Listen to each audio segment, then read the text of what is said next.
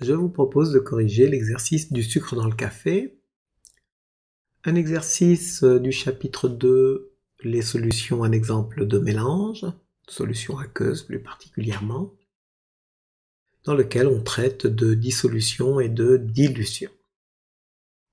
Cet exercice est un exercice interactif que vous pouvez retrouver sous WIMS. On dissout du sucre dans une tasse de café. À quelle opération fréquente en chimie pourrait correspondre la préparation de cette boisson? Eh bien, il s'agit simplement de dissolution. Le soluté est le sucre, le solvant est le café, c'est-à-dire l'eau essentiellement. Le volume du café est de 11 centilitres. On nous demande de le convertir en litres. Il suffit de se rappeler que le préfixe centi correspond à 10 puissance moins 2, ce qui permet d'écrire que le volume correspond à 11 fois 10 moins 2 litres. On nous demande aussi de déterminer la masse de sucre qui a été dissous dans le café. Alors, ce sucre est issu d'une boîte dans laquelle il reste 6 morceaux d'une masse totale de 30 grammes. On peut en déduire aisément que la masse d'un sucre est de 5 grammes. Comme on en prend 3 dans cet exercice, eh bien la masse de soluté introduit, autrement dit la masse de sucre introduit, est de 15 grammes. Aileen boit son café à petites gorgées.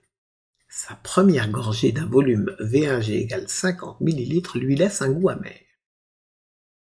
Peut-être pas assez sucré. Question 3. Calculez la concentration en masse Tm de sucre dans le café. La concentration en masse, ou teneur massique, se calcule en faisant le rapport de la masse de soluté, MD, ici 15 grammes, sur le volume de solution. On a donc 15 divisé par 10 puissance moins 2, ce qui nous donne 136,36. La masse est exprimée en grammes, le volume en litres. On obtient donc une teneur massique de 136 grammes par litre. Question 4. Précisez la masse de sucre M1 ingurgitée avec cette première gorgée. Effectivement, si elle ingurgite une première gorgée, elle va absorber une partie du sucre. La masse, c'est la teneur massique fois le volume. La teneur massique a été calculée précédemment, 136. Le volume de la première gorgée, 50 ml, sera converti en litres, d'où le 10-3. On obtient une masse M1 de 6,8 grammes. Après avoir bu cette première gorgée, on s'intéresse au volume qui reste dans le verre. Il suffit simplement de faire une soustraction entre le volume initial, le volume de la première gorgée, c'est-à-dire entre les 11 centilitres au départ et les 5 centilitres de la première gorgée. Alors en fait, le volume de la première gorgée était exprimé en millilitres, mais on se rappellera que 10 millilitres correspond à 1 centilitre. Le volume qui reste dans le verre est donc de 6 centilitres. Alors on se rappelle que Aileen a trouvé le café un petit peu amer. Elle décide d'ajouter de l'eau. Ça correspond à une dilution. Si elle rajoute de l'eau, le volume de solution augmente. Et pour obtenir le nouveau volume, il suffit d'additionner le volume initial et le volume d'eau ajouté. Autrement dit, 6 plus 5 égale 11 centilitres. Alors c'est un hasard que le volume de la première gorgée et que le volume d'eau ajouté soient le même. En fonction des exercices sur WIMS, vous aurez des valeurs qui seront vraisemblablement différentes. Ce volume étant trouvé, et puisqu'il s'agit d'une dilution, ce volume correspond au volume de la solution phi. Nous sommes partis d'un volume de solution mère de 6 centilitres. Après ajout d'eau, on obtient le volume de la solution phi de 11 centilitres. On nous demande de déterminer le facteur de dilution. Alors ce facteur de dilution, puisque nous connaissons le volume de solution phi et le volume de solution mère, va s'obtenir assez rapidement.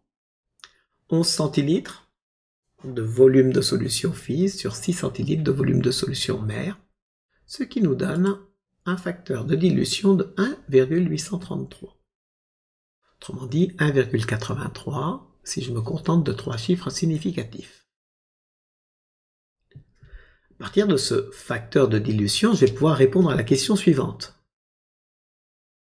Puisque j'ai dilué, la concentration de la solution phi doit diminuer. On me demande de déterminer TF. Le facteur de dilution s'exprime en fonction des teneurs massiques. F égale Tm sur Tf. Je peux en déduire la relation qui me donnera la concentration en masse de la solution phi. Tf égale Tm sur F. Il ne reste plus qu'à faire le calcul. 136,36 divisé par 1,833, ce qui me donne 74,4 grammes par litre. La teneur massique initiale était de 136,36 grammes par litre. Le facteur de dilution n'ayant pas d'unité, l'unité reste la même. Après avoir bu son café, elle laisse finalement 20 ml de son café au fond de la tasse. On s'intéresse à la masse de sucre qu'elle aura ingurgitée. Alors on se rappelle que elle a mis 15 grammes de sucre dans son café. Elle ne peut pas avoir ingurgité plus de 15 grammes, d'autant que elle laisse un peu de sucre au fond de sa tasse. Alors on va prendre le problème un petit peu à l'envers. On va commencer par déterminer le sucre qui reste dans la tasse. Même formule que tout à l'heure. La masse de sucre restant, c'est la teneur massique fois le volume. Alors ici, le volume de ce qui reste correspond à 20 ml, d'où le 10-3. Je fais mon calcul et je détermine qu'il restera dans la tasse 1,487 grammes.